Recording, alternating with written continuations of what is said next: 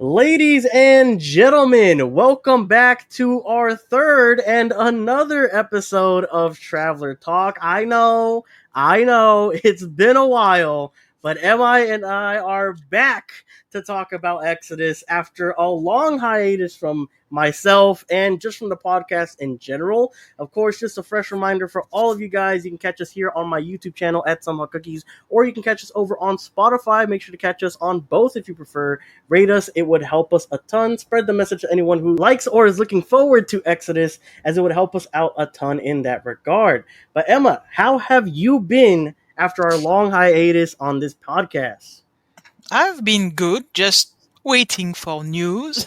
But Which is yes, actually a great segue into our first topic, which is, man, oh man, the silence is deafening. Am I right or am I right? Because this is insane. It has been, I don't know, 15 years, no time dilation since the last time that they've talked about Exodus in a public sense. I've actually got a couple notes here on it. So it's actually been one entire month since James Olin last posted on X about the upcoming book, The Encyclopedia. It's going to be like a hand-in-hand book that goes with the Player's Handbook that was released earlier this year, which we'll be discussing at length here in today's episode as our main topic. On May 20th was their Star Heist finale, which got cut short from 8 episodes to 6 episodes out of nowhere, and kind of felt a little bit discombobulated towards the end, if I do say so myself. And then we had our last Q&A on the game, where founders were able to submit questions that they would then answer in the Q&A forum on April. And then obviously they were a no-show at Summer Game Fest. Emma, what are your initial thoughts on all of this? Are you surprised? Which one's the one that was the most surprising for you in terms of the silence? And yeah, just your overall thoughts. the thing is, it's the first game I am actually actively following, so I don't know what is the level of sharing from the game developer. I realized very early on that there was a lot of things they were giving us. So we had the first trailer, and then we had the gameplay, and we had the secret episode. So at first I was like, when they were going silent, I was like, well, we have a lot of things, it's okay. So but now we had, maybe it because we are spoiled, I don't know. Yeah. But we had so many information from the world, the Exodus world in general, not really about the game mechanics, but they were building the lore for us and giving us so many information that now it's like when you cut the the plug and then you unplug everything and everything goes dark, and I'm like, what?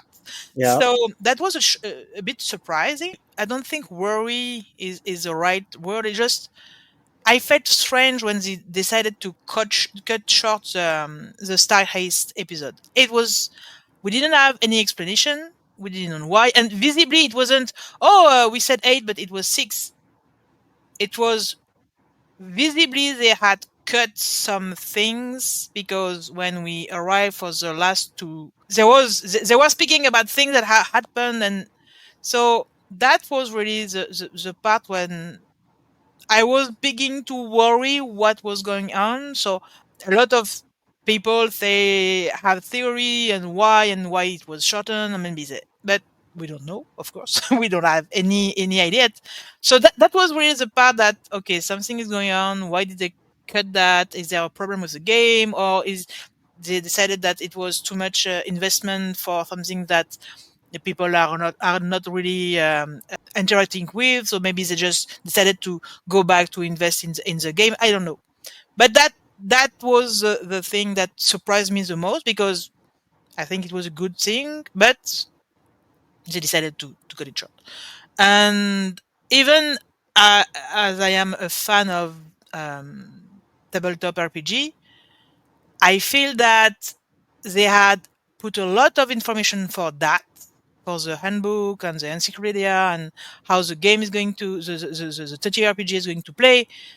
But people came to Exodus for the game, not just TTRPG. So even now, I say now would be good for people to be reminded that there is a game coming up, and having a trailer or a companion reveal, something that remind people that, hey, we have a game coming. It is just not just a TTRPG. There is something behind that. So anyway, that's the feeling is we have the silence. Maybe it's normal. I don't know, but there's things missing. I feel that people are unhappy with in general when we discuss. So even if you're trying to be positive, it left a bit of A weird wanting. aftertaste. Yes, yes. So Yeah, I mean, just to kind of like have my thoughts in this.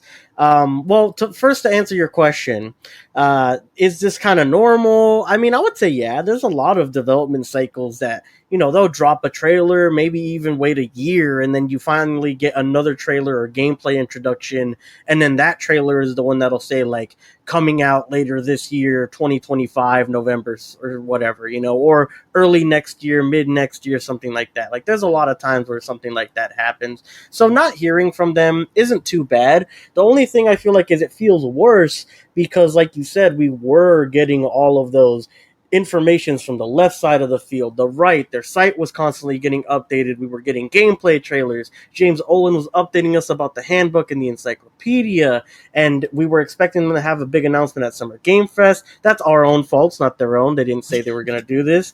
And then, we have all this information coming. Everyone's talking about the book, and then it just kind of goes dead silent.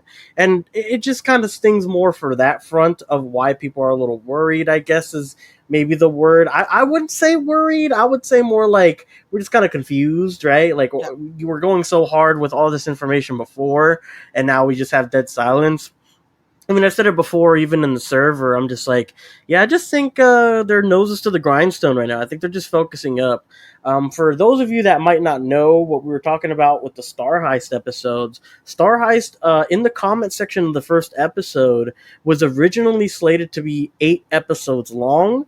Eventually, I think around episode 3 or 4, they had mentioned something that they were at the halfway point, so it might have been yeah. episode 3, and that this was now going to be a 6-part series, which it did end up being. They condensed it down to 6.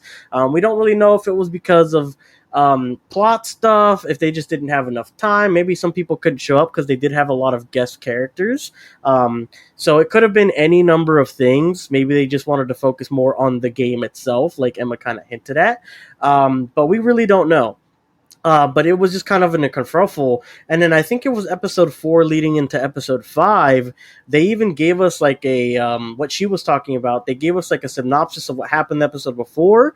And it was nothing of what anyone remembered. Like everyone was like scratching their heads like, what? Like, what's going on? Like, this didn't happen. This wasn't a part of the last episode of the campaign. So everyone was just kind of confused Star Heist altogether. And like Emma pointed out, that's what really started, I want to say, the like miscommunications, and if not miscommunications, just the less and less communications from everybody across the board for Exodus. I think Exodus, if anyone's thinking it's not happening or something like that, there is no way, in my opinion. I think it's still being worked on. Everything's going fine. They're just kind of like battening down the hatches and again putting their nose to the grindstone and just really trying to go ahead and finish the game or do as much as they can for the game. The one thing that I am personally surprised the most about is I guess you can kind of lump them. I mean, all of these relatively do surprise me, but with Summer Game Fest, I mean, I was championing the month of June. I saw it in like like a Dune vision. I saw it. It was foretold, right? Like I saw Jeff Keighley on the stage, James Olin right next to him with Matthew McConaughey, and a trailer was gonna start with like a companion reveal and maybe some more bits about like Celestials and stuff. But nothing happened, and I was just like, man, this sucks. Like I wanted to see more information on Exodus, and I really thought that this was going to be our avenue, but it just didn't end up being the case. Yeah. Anything else you wanted to add in here? I say that it even it was worse because the expense was announced. Oh yeah, It's like, oh that my was such god! a tease. Because the, when I saw the first image, I was like, "Is that Exodus?" And I was, "Oh Mm. no, it's not." And that's not the reflex you want to have for another game. So that was anyway. I hope I not I don't want them to react with not with something that is not good, and just because we some people say, "Oh, the expense is coming," so they Exodus has to. No, they they don't. They shouldn't react to the expense with something that is not ready. It would be the worst things to do. But damn, I want them to do something so that, hey, we are still here and we are as good as the expense, because I'm sorry, this trailer was really good, really really good. Mm. And so anyway, that was, I felt it was, I don't know if it's a missed opportunity. Actually, if they have nothing ready, it's better that they don't show anything. It's just that, as you say, it's non-communication, we don't know where they are going, and they don't owe us any real. It's just that they have given so much, and now we have nothing. It's like from 100 to 0 in less than 2 seconds. It's the break Yes, was a little bit brutal, it but it was abrupt. Yeah, it was very yes. abrupt. But I just realized something. Maybe James Holland cannot share more of the encyclopedia because it's going to share all the book. And James because Olin on Twitter has been going on a tirade on the encyclopedia, which uh, isn't even out yet. So yeah, I I, could see I that. yeah, because I don't know how many. I think it's how much. It's 20 pages from the encyclopedia. Because I have them, I kept them because I wanted to have them just in case, Yeah. because there's a lot of details and it's 20 pages. It's a lot. Wow. Yeah. So maybe just stop because at one point you want to sell your book, you know? Just have So individual scans of the entire book before it even releases. yeah, yeah. So maybe just that maybe he's waiting for the other one, the Chronicle, the Melayu Yeah. Chronicles. So maybe we are going to begin to have some. But so for James Holland, it's not surprising. It's more the whole Exodus, because at first you remember we had short stories. We Yeah. don't have any left. They were sharing a little bit of some. Changelings, and so we don't have anything anymore, so that's all that together that people are finding, I think, confusing. Yeah, and then just to touch right back on the Summer Game Fest part real quick. So I don't know if you've heard. You're probably not too familiar since you're kind of just getting or breaking into like following a game for the first time. But Summer Game Fest in particular, along with the Game Awards, these events are not free for like to be on them. Essentially, they are very expensive from what we've heard, but it's a lot of money just to put your trailer up on one of these. They even had like a dedicated section, I think it was last year at either the Game Awards or Summer Game Fest, where it was like, oh, we're giving these indie developer games a free like trailer showcase here on Summer Game Fest, free of cost, just because we really like them. And that was a grand gesture because it is that expensive to have the game be showcased at an event like this. And if you're just gonna show a trailer that you already released or a mix of things that you've already released, kind of like what they do on Twitter, where they kind of like rehash the trailers a Hmm. little bit or mix them up. And if that's the only thing you're gonna push at an event like this, then you're right. It's kind of better for them just to be like, all right, let's wait until we have something tangible, we make more progress, and we can show them something really cool. So if that's the case, I think the Game Awards is plenty of time. It's in mid to late December, so basically the end of the year. Plenty of time to make a lot of headway in the game, show off some really cool gameplay, hopefully a companion, touch on the major enemies being the Celestials. And I mean, that's my prediction at this point because we've just had so much silence abrupt out of nowhere, it feels like, Yeah. considering like we just touched on, like they've been giving us so much and then it just kind of ends and you're like, what happened, right? I mean, yeah, that's pretty much it when it comes to the silence. Everyone's kind of taken aback over at the server. But at least they did something. I don't know if you saw that on the Reddit, the official Reddit, they posted recently a list of. It's nothing new. They just announced that there was going to be a new Q&A.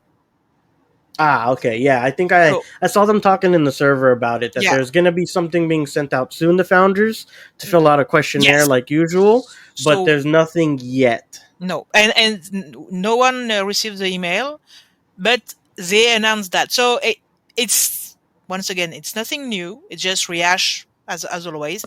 They ask people to share their fan art, so that's something new too. A bit Ooh, more of yes, I really appreciate that. It's not often that official IP ask people to actually share their fan art. I know that some other games have begun to do that. Expedition 33 did that very well on their X account.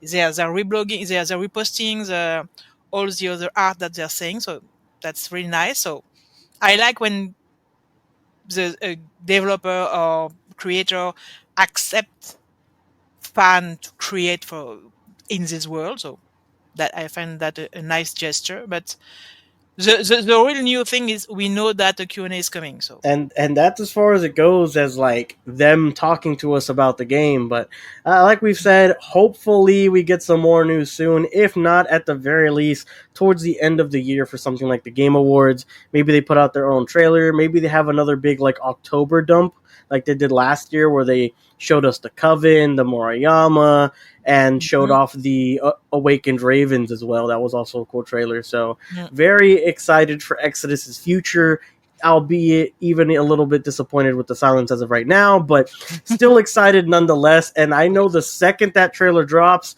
me and everybody else who's like been a fan and waiting for Exodus like so far is gonna go crazy. Oh yeah. Now that we've had like we will eventually have something else to look forward to and dissect as we always do. Speaking of dissect, I feel like that's a good segue. What are your initial thoughts on the Travelers Handbook? I mean, I've gone through it. I haven't finished it yet, which is one of the reasons I haven't made the video I promised y'all, which is like some of the major points of the handbook. But we will eventually get to that. But there is a lot. The art is amazing. I mean, what are your initial thoughts on this? Oh my god! I was so it took so much time for me to receive this book. Ah, yes, you had extra troubles. Oh yeah. Just to clarify, guys, M resides in Canada. Yep. So, for some reason, the US was able to get their handbooks pretty much when they promised that kind of Hmm. month of, and everyone outside of the United States had a delay. I guess they had some troubles with their shipping or something, transport, whatever it may be, and so Emma took a very long time and was just sitting there like Squidward looking at SpongeBob and Patrick play with the jellyfishes outside as all of us in the server were talking about the handbook, the great art, everything. But yeah, she eventually got it, thank Yes. goodness. And I don't know about you, but when I got that package in the mail, I was like a kid in a candy shop. Like I was so excited. I ran up, unboxed it. The second I unboxed it, got that new book smell, Oh right? yes. Beautiful. And not only that, it was hefty. It looked amazing. I was just kind of flipping through the pages real quick to just be like, kind of like soaking it in, right? And I was like, Mm, oh my God, this art looks amazing. Oh my God. yes. Like, it was just so cool flipping through this for the first time, seeing deep stuff about the world that they've yet to introduce us to Mhm, yet on some of their stories or through a trailer or whatever. And there is some awesome stuff to look mhm. at, analyze, dissect in this book. When I received it, actually I had to wait because I received it in the morning and I had to go to work, so I have to wait. Oh, oh no. It's a sweet wait, you know, Mm-hmm. when you know you are going to be able to, you want to take your time. So it was a feeling, but like Christmas morning. But yes, the smell of the book, the quality of the page, and the lore inside. Oh yes, I It's think it can't be ah understated too. The quality is triple A. I mean, I don't know how Mhm. it compares to other handbooks, and you might be able to chime in on that. But I mean, the pages are durable. They're great to flip through. I never feel like I'm gonna tear a page or anything Mhm. like that. The binding is great. It's not like it's like falling apart as you get the book. The package that it comes in when it's shipped to you, actually Yes. very professional, and they have like corner stoppers so that it doesn't like open or unfold as it's coming to you through the mail, which I found very awesome because I would hate to have like a crease or something in my book before I even get it, right? But yeah, how do you think it compares to other handbooks that you like have a hold of over there? First, it's one of the heaviest, thick rule book I've ever seen. Really? Yes, compared to others, the player's book that I used to are not. I have one, and it's how many page? It's 293 pages for the players for the 5.5 edition for D&D. Yeah, it's pretty much actually it's the same number of page, but it's the quality is different. I feel Mm. it's like they did it on higher quality, Higher quality? Okay, that's good to hear. but the structure is completely different of what I know. The I what was is? lost. Sorry. The structure of the book, the way it presents, because I am used to the D&D players handbook and all rule books. So Mm. when I opened the Exodus handbook, I was waiting for that, and I was lost because it wasn't at all like I was expecting it to be. And so I know that some others player that are trying to have begun to some campaign in the Exodus world have some difficulties too. So it's different, and I'm yet to finish reading it. So the description of the class of there's no race. That's the first. Yeah, that was Because very interesting. Very, very yeah, interesting. and I was a bit, I have to admit, disappointed because in a D&D world, you can play an elf, you can play a lot of things, whatever you want. And when we watch Star Haste, there is an awakened boar and there was an awakened bear that we as an NPC. But when you look at Exodus, and it was even confirmed, I don't remember it was on X or on YouTube, that Mhm. there wouldn't be any awakened. We wouldn't be able to play an awakened, and I was like, why? I mean, so no race was like, okay, I understand. We play standard human, but when I say standard, it's like compared to an alien race or Yeah. so that was my first surprise. But and the class, the way of the class are presented is different that what I know in a fantasy campaign. So it's going to be a bit uh, to acclimate to the way the players on book is offering the information. So to build the character is going to be a little bit different. I don't know. It feels more like a lore book than actual players on book. That's what I felt like as well. I'm interested, or I'm intrigued that you came to the same conclusion, because that's one. It's what I wanted personally, because I Yes. love delving into the lore of Exodus, but at the same time, the like how to play stuff. I don't know if you read it. I didn't. I skimmed over, like, because D&D features like, Yeah. saving throws, like rolling the dice for this, like all Yeah. that Yeah. stuff. Like I kind of skimmed over it, if not like skipped it entirely. But I was like, there's almost none of this in the game. Like Mhm. there, like, or in the book, sorry. Like there's a beginner section, like at the very beginning, like that page with the spiders coming down. Which, yeah, spoiler alert, guys, there are giant spiders in this game. So Yeah. arachnophobia, yeah, it's up for you. But there was like a couple things like that, and then of course when they're talking about the classes, they're like, oh, okay, you roll a d whatever for this ability, and that's kind of the extent to the gameplay mechanics that I saw. Yeah. I haven't finished the book. I'm like on page 220. I'm kind of like going through everything. I'm still like analyzing some of the lore stuff too. Plus, I just haven't had the time to get through the entire book just because of life. But Mhm. as I was going through, I'm like, there's not a lot of explaining on how to actually play the game. Like, I guess they're kind of banking on it being intuitive. That hey, it's like Mm, D&D, so it's gonna play like that, and you but should like focus it like this. I don't know because in D&D books, so Mm.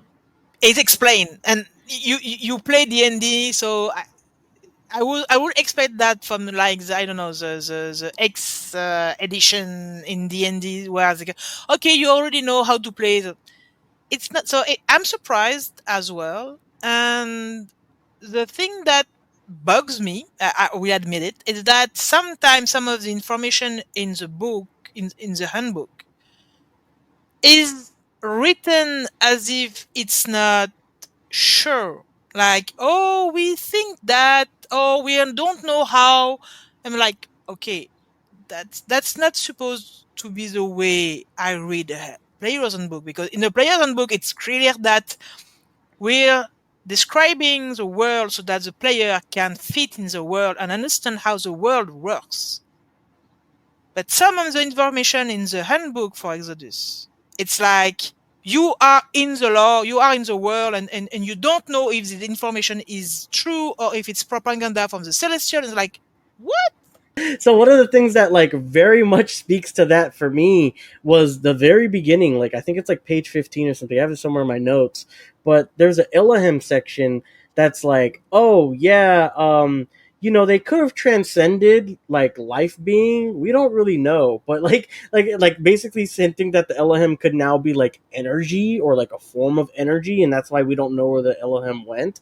And I'm like, that's kind of weird. Like it's kind of like you're saying, it's kind of like they're guessing, or like you're like a human in that time and you don't understand, and this is like the Yeah, most we as humans know, but we don't actually definitively know, which is bad for like actually understanding the world, the game. yeah, But to be fair, I think the only reason that I can even give it leeway in that front is because, well, the game's not out yet, and the last thing they want to do is spoil the story, right? So that's like yeah, one of the only reasons that I give it like the leeway. But at the same time, I agree with you. It's like I should know what I need to know in order to like actually be able to construct my campaign playthrough, whatever you want to call it, yeah, for our travel mm, for Exodus. And there is a couple of things like that here, yeah. besides just the Elohim as well, that do that as well. Sorry, Yeah. you were No, saying no, no. before I cut you off. Actually, that you went exactly in the direction I was going to go. It is there's a lot of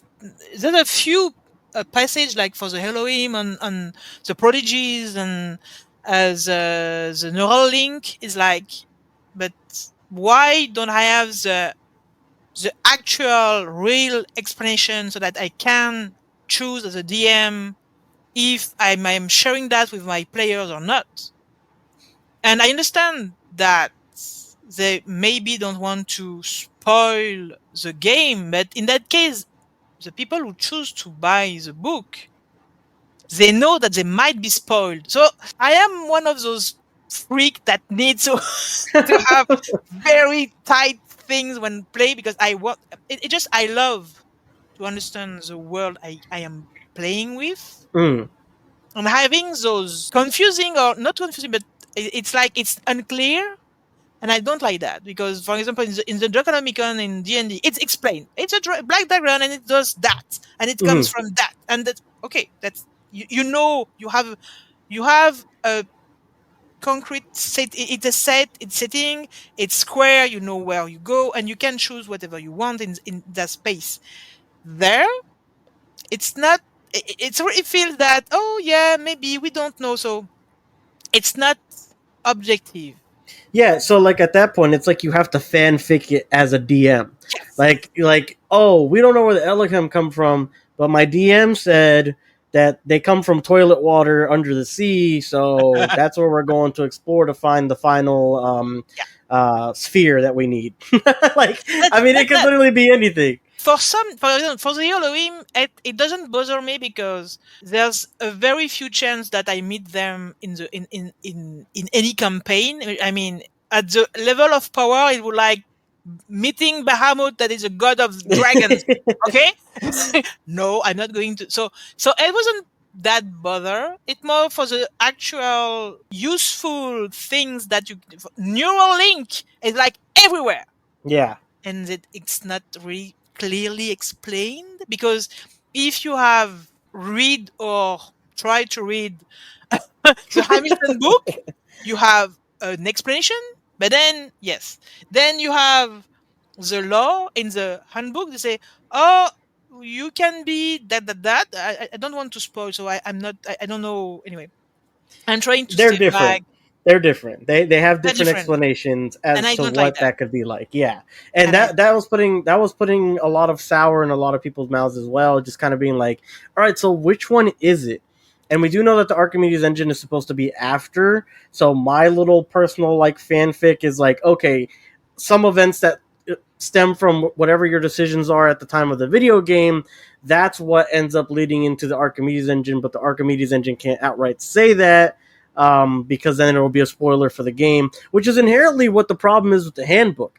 The problem why they can't give us these concrete answers at the end of the day is because the game just hasn't come out yet, and they don't want to ruin the story, which, to as a player, as someone who's looking forward to the video game, I love that, because I'm like, okay, I'm not getting spoiled, but I'm getting all this lore dump that I want. I get to dissect it, I get to analyze it. But then when you try to get into the nitty gritty, you're just like, okay, well, if I were to try and start a campaign, I'm a little bit confused as to XY aspect.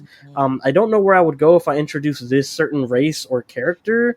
And it's just a little bit befuddled. I will say, with some of the drawbacks here with the handbook, I think what they excelled at in the handbook, as to something I expected to come from a traveler's or player's handbook, was the classes were very flushed out in terms of their abilities and skills, which I very much did like. Actually, I felt it's. But once again, not only do I played a lot of D&D, I played 3.5. It's like an older version, another edition, and it was very complicated. A lot of people let down the 3.5 because it was too complicated. But Mm-hmm. the classes were complicated. You have a lot of level. You can choose a lot of multi-class, and I felt a bit underwhelmed by the. It was very simple. You have those class, and then you have two archetype. That's it. I was, okay, like it was feeling a bit, because what I loved in D&D is that you can play a class, but you can then choose some different feat and things like that, so that you can personalize your class and your character. And I'm not sure. I didn't play a campaign, so maybe when actually applying the mechanism in the game, I'm going to realize that the class are actually you can uh, Mix and adapt match. them. Yes, but right now it felt a little blocky. It lacks nuances to me right now. So Mm. maybe. And the other thing that uh, bugs me a lot is that there's a lot of reference to the encyclopedia and Oh, and I yes. don't like that, because I should be able to play if you gave me access to the handbook and I can access to the others. It's a bit difficult for me to play a campaign just with that, because I need to go look for Get the other answers in a books. book that I Mm-hmm. don't have. I don't even have That it, and then I can access it. So that and then it's just like, low key, I kind of hate it. I understand this is the normal practice now for like tabletop games, especially with like Dungeons and Dragons. I mean, we got a monster manual, you've got, the player's handbook, you got XYZ, right? But for this one in particular, to me, the way I see it, it's kind of like that old problem that they had with like Street Fighter 5, where it was like, oh, okay, we're giving you the disc for Street Fighter 5, which is the base game, and now we're going to sell you DLC, but the uh, DLC is characters that we already put in the base game, but we've blocked it behind a paywall that you have to pay for. And that's what it feels like with having to have references to other books within this first book. First of all, the other books aren't released yet. So if you want to run a campaign, yeah, you're going to have some holes in it regardless, because just some stuff just isn't available to us as players yet. So that is a major drawback. Two, even if you're a founder, your founders get it at the lowest possible price while still buying it directly from them at $40. I don't know what the next price is going to be when it's sold at like game shops and stuff. I would assume like 50 or 60, could be more. I don't know. But we're getting access to the handbook right now for $40. At minimum, I'm expecting the other two books to be $40. That means at minimum, buying it at a founder's rate, you're going to have to spend $120 just to be able to play a vanilla version of this tabletop RPG, which is a lot of money, especially in this economy. And not only that, a lot of page flipping. And one of the things that I was going to mention earlier that you kind of reminded me of right now, I heard that the rate. I'm not. I'm not an. I don't have any insiders or nothing like that. I think someone might have suggested, and people agreed with this point, that maybe that people aren't getting the races in this book, but we might be getting them in another Yeah. book, and then that's how we're going to be able to do like, oh, okay, we get a race from that book that's like the Monster Manual one, the encyclopedia, and then from there we be able to actually choose our class, being something like from the Player's Handbook, and then whatever the Malio Chronicle ends up being will have something else that your character might need in order to even like fully actually start a campaign like properly, and that is a lot. Yeah, and I have the Players Handbook, the 5.5 Players Handbook for D&D, and I'm looking at it, and at the end you have some monsters. So Oh, yeah, that's one of my. Once again, I love the handbook for Exodus, yes, but very lore heavy. I love it. I love it a lot. lore heavy. But to use it as it is, to just use it to To play play. campaign, Hmm. because I don't have any settings. For what we understand, the Melayu Chronicle or Chronicle of Melayu, I don't know. Hmm. It's going to explain the settings, the universe, the planets, and things like that. So why don't we have a small samples of that would help? So okay, for just Leiden, give us Leiden, so that we have a way to see how the planet is described and how the settings, the physical settings, is explained. Because when you have the players handbook, you have information on how to for the D&D campaign. You have some information how the coins, the food, and things like that. There's not much of that in the Exodus. I understand that it's different, so maybe they went to that differently, but there's a lot of pieces missing to play the campaign. So it feels like you say, like they put the DLC that we need to access if you Yeah. want. So yeah, I don't like that very much. It bugs me a lot. Yeah, like especially as a consumer, right? Like I mean, I don't know about y'all, but I don't got unlimited money. So when when I'm dropping whatever I have to drop for the handbook and I'm not getting like the complete experience to actually be able to play, like that as a player sucks. Like if I was actually trying to run a campaign directly after this book drop, which there was a lot of talk of that actually possibly happening Mhm. in like behind the scenes with us. But time fell through. Life is lifing, obviously. So we just couldn't get around to it or anything like that. But if we did, we would have a little bit of a difficulty just even starting up our characters, honestly, at that Mm. point. And it's kind of rough to say something like that. But again, I do think that they plan to like kind of piecemeal some of this stuff to us through the other books. It just, as a consumer and someone who's been looking forward to this for so long, it's a little bit disappointing to see something like that happen just off of the first book released so far already. A starter kit would have been perfect. Yes, starter Just kit would be good. yeah, because you don't give one. You don't have to. There's no spoiler. You can just give the settings just relevant to the campaign you're giving. You give the information that you need for the campaign. There, not a lot of games are doing that. They could have just started with that. Give just the bare minimum so that we can play the campaign and just get a taste of the Exodus universe.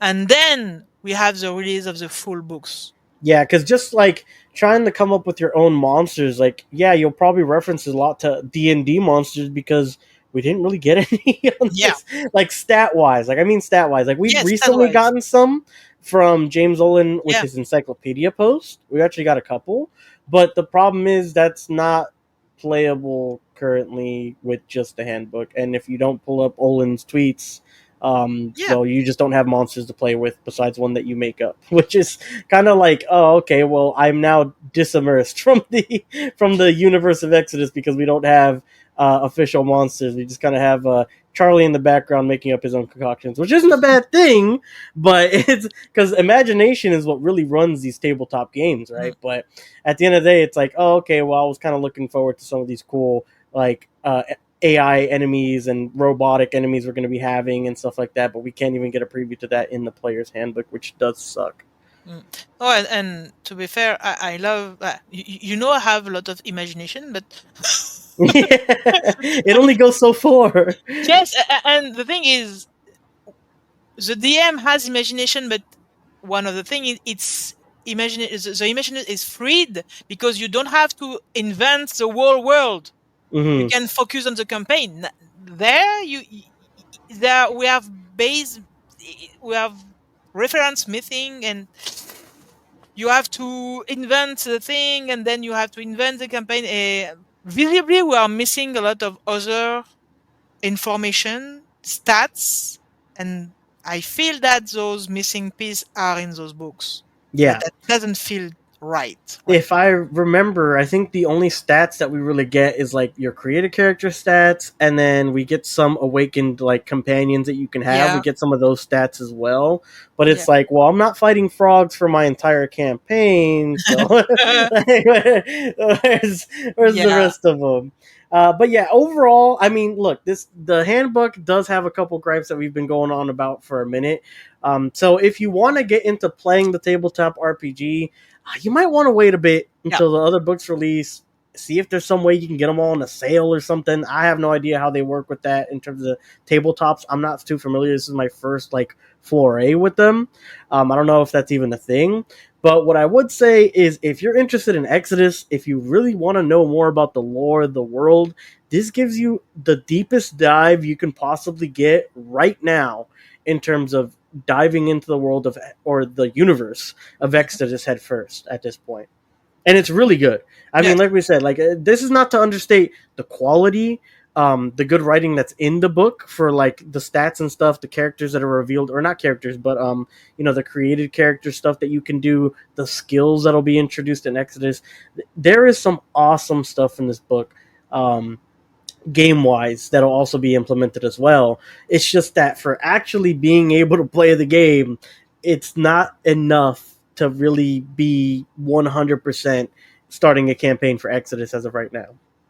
Or you need to invent a lot of things. Yeah, that or that, and that's not absolutely terrible. Like I said, tabletops are a game of imagination, but having like an actual base guideline to go off of is a Mhm. lot of pressure off of someone like the DM's shoulders, who already has to think about so much. I mean, the campaign Yeah, itself is already a big imaginative effort.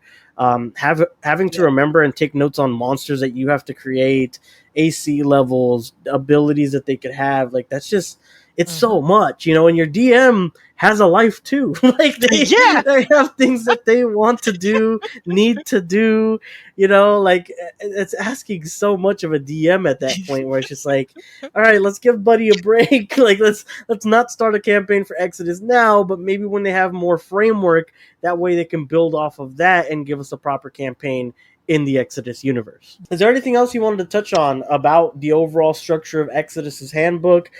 Is there something that you really liked? Is there something that you really disliked? Anything else of that sort?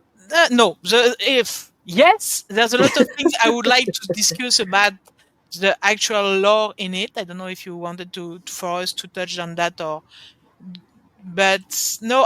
The only thing I hope is that we will have not only physical copy but digital, because Yes. a lot of people. I even write to the address for the TTRPG Hmm. when, and I say, hey, can we have a digital copy?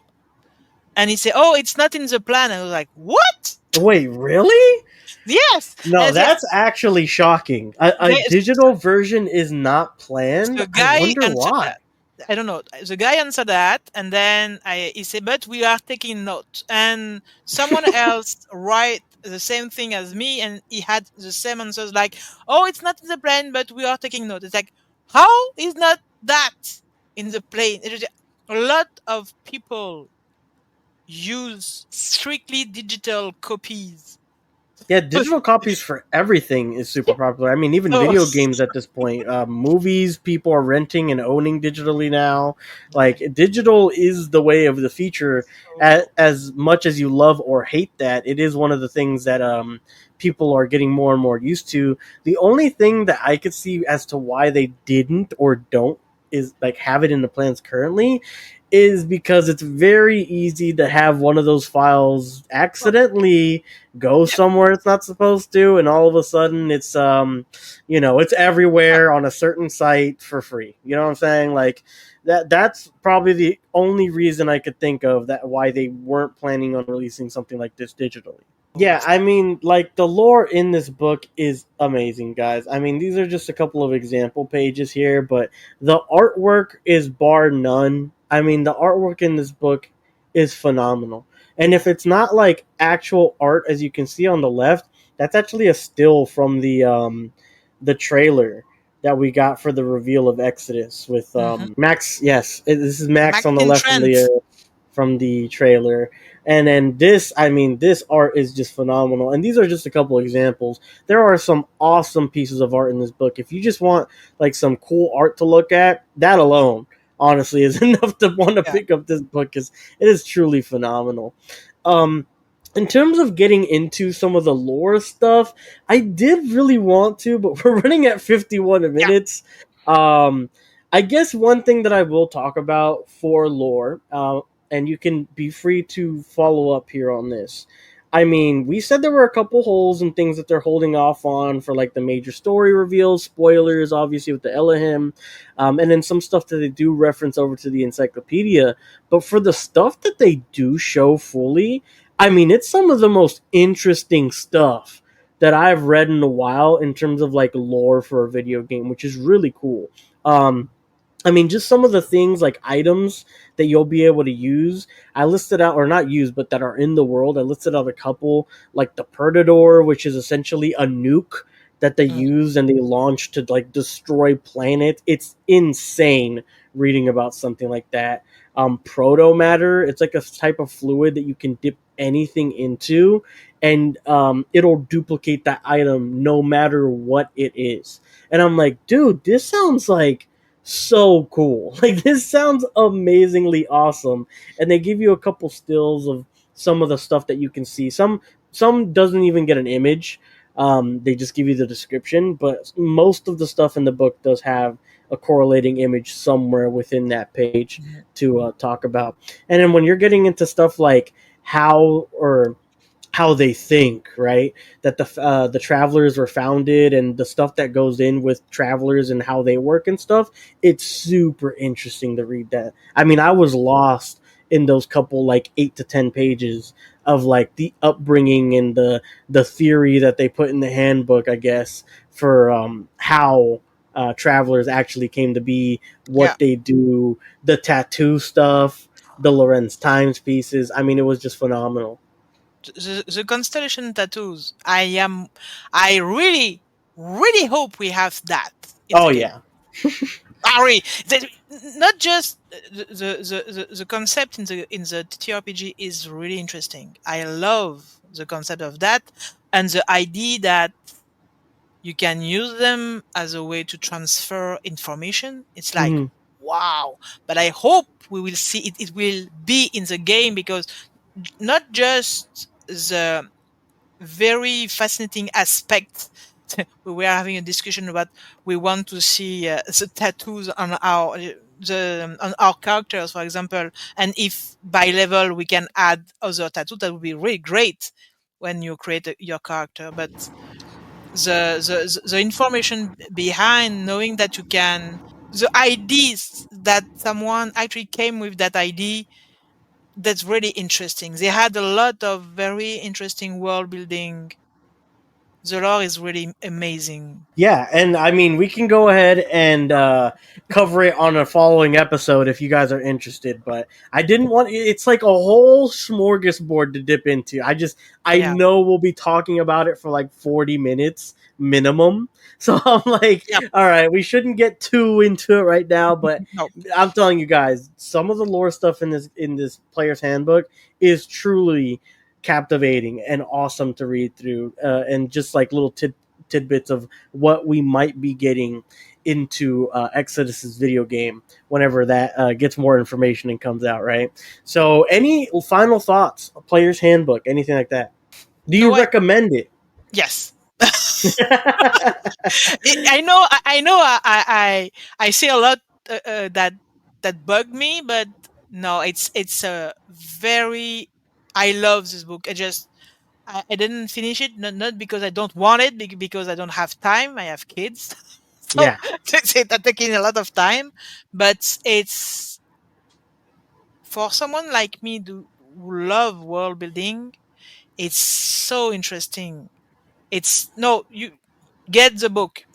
You want some lore? Get the book. That's final. Yeah, like I gotta agree here. Like, even though we were shitting on the for like 15 minutes, I gotta say it truly is. Like not only is it put together beautifully and does it look awesome and is it a great conversation piece, but like, man, some like again, some of the stuff you can read in here, world building, character building, finding out stuff about like weapons or where some stuff comes from or where they think it comes from with their theories, right? Like, it is truly really good and gets the mind racing. If you want lore, again, if you want lore for Exodus, I can't recommend it enough. It is the pinnacle of what you can do or get your hands on in order to actually dive deeper or as deep as you can into this universe. And that alone makes me recommend this 10 times out of 10. If you're looking at this again to start a campaign, play with your friends, get into the Exodus universe that way, I would say maybe hold off, see if another book covers it a little bit better. I don't know. Again, I'm not very familiar with TTRPG stuff, but this is like bare bones what you kind of need to start off an adventure. So at least until the second book comes out, so you can at least buy both of them if you have the funds. I truly wouldn't recommend it to go out and buy if your intention is to play a campaign. But for lore, Exodus love, sifting through the pages, amazing artwork, I couldn't recommend it enough. I was going to the same thing. So good. Awesome. Okay, but guys, that is everything we wanted to really cover here today for the player's handbook. Just kind of like reviewing it a little, talking about the deafening silence that's been around this game. Do not, hold or don't be like nihilistic about it. I think everything is going fine with the game. And that's pretty much that, guys. I mean, again, what we said about the player's handbook, what we said about the silence so far. Don't fret. I think the news is just around the corner. Now, if that corner is 6 months, we're going to have to wait and see. But hopefully it's not too long and we get some word and hopefully a Q&A later this month. Like Emma said that the official Reddit had a post coming out soon, hopefully for questions for founders. So hopefully nothing but a brighter future for Exodus in the coming weeks, if not months.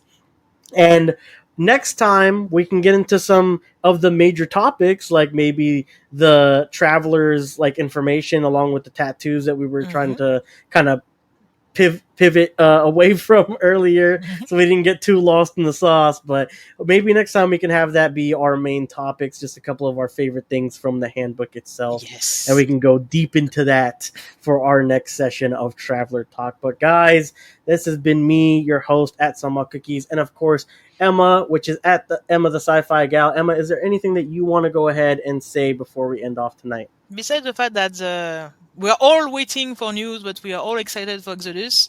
Next chapter for my fanfic is going well. Editing and Oh, it's a monster.